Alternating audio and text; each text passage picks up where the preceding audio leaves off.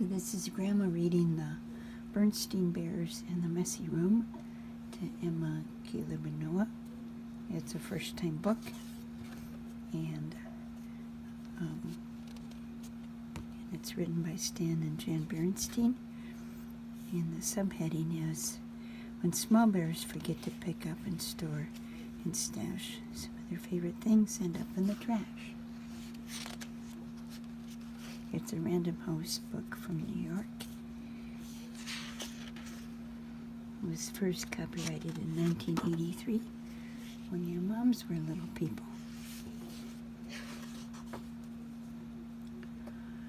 From the outside, the Bears' treehouse, which stood beside a sunny dirt road deep in bear country, looked very neat and well kept. Flower beds sparkled with red, yellow, and blue tulips. The woodwork was freshly painted and in good repair. The grass was cut and the vegetable patch was properly weeded. Even the bird's nest was perched on one of the treehouse's branches and was well trimmed. Can you find the bird nest? Caleb, is it in the tree? And Noah, can you see the daddy mowing the lawn? And Emma, can you find the girl jumping rope?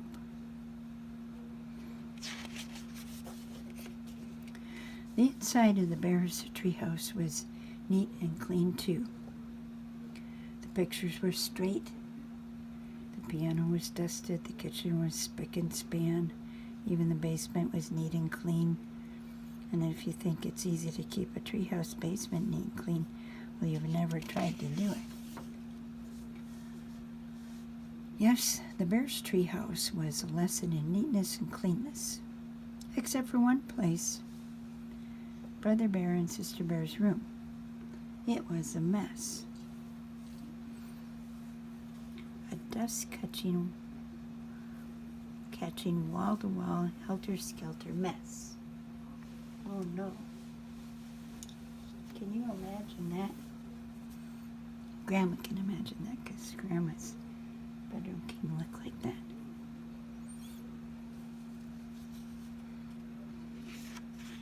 What does it say on the closet door? Closet open at your own risk.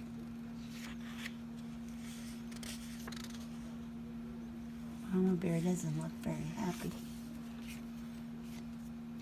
Half a dozen jigsaw puzzles gathered dust in one corner of the room. A group of brothers' dinosaur models collected cobwebs in another. And Sister's stuffed animals were everywhere.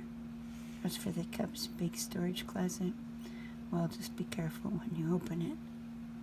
Uh-oh, what happened when they opened it? Caleb, can you find the dinosaurs? They have some cobwebs on them. It wasn't that brother and sister were naturally messy. They tried to keep their rooms straight. They made their beds most of the time, and they swept and picked up once in a while. The trouble was that when cleanup time came, they spent more time arguing than cleaning. How am I supposed to sweep with your dumb dinosaur toys all over the room and over the floor? Argued Sister. They're not toys, they're models, and I don't move them. I'm working on a setup of the prehistoric age, Brother protested. And prehistoric, smehistoric, shouted Sister. Not only was Brother and Sister's room a mess, but Brother and Sister were getting to be a mess too. They were arguing about cleanup chores instead of sharing the job and working as a team. So she stormed into the. So mother came into the room with a big box for the cubs to clean it up. The first thing we have to do is get rid of all this junk, she said. Junk, said Brother and Sister, watching in horror as Mama began to throw things into the box. My teddy is in junk, screamed Sister. My bird's nest collection is in junk, yelled Brother at the top of his lungs. Uh-oh. Mama looks like she's not happy. Papa got Mama's and Cub's attention, called a family meeting right then and there. Papa said, "Quiet." "No, the mess has really built up in this room," he said. "In fact, it's the worst case of messy buildup I've ever seen.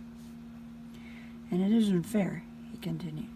"It isn't fair to your mama and me because we have a lot of other things to take care of.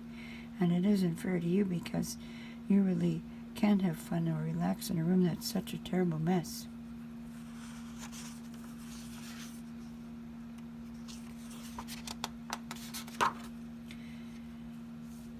"But Mama is putting all my things into the box. Even my teddy," said Sister. "And my things, too," said Brother. Then Papa got an idea. "A box, yes," he said. "Better yet, a lot of different kinds of boxes. A big toy box for your large toys.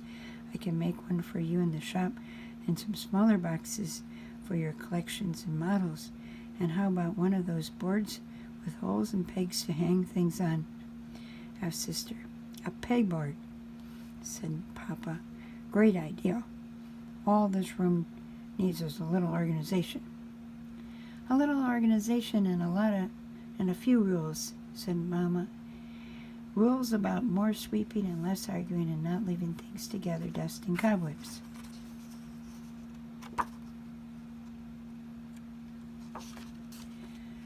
Papa set to working on a fine big toy box and a large pegboard, while the Cubs and Mama sorted out toys, books, games, and puzzles and put them into boxes that fit neatly into the closet.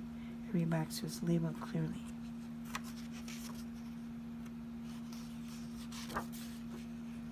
Some of the Cubs' things did not end up in the Mama's big throwaway box. Not Sister's teddy, of course, but some of Brother's bird's nest, the crumbling, falling apart ones. It's a very big job cleaning up all that messy buildup, but after a lot of straightening up and putting away, the job was finally finished.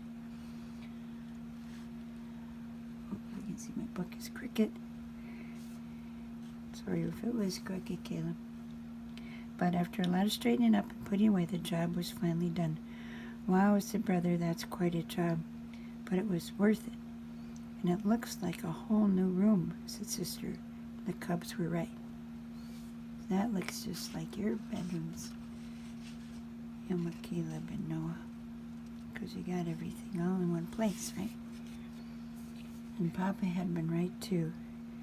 It was so much more enjoyable to live in a neat, clean room that was organized and so much more relaxing. And it wasn't as exciting to open the big storage closet now, but it was much more practical and a lot more fun. See, everything has a place and all, and everything is in its place. So thank you for listening, Emma, Caleb, and Noah. I'll give you a big hug. Good night. Thank you for listening again. Jesus loves you and I love you.